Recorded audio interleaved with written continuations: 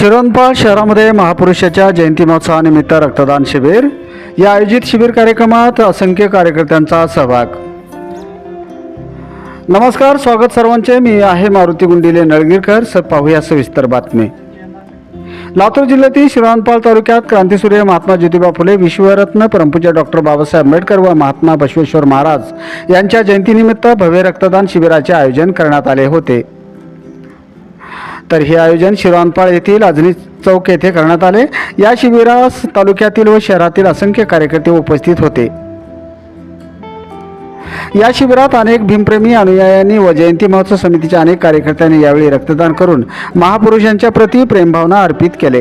क्रांतीसूर्य महात्मा ज्योतिबा फुले यांच्या जयंतीनिमित्त त्यांच्या प्रतिमेचे पुष्पहार घालून अभिवादन करण्यात आले।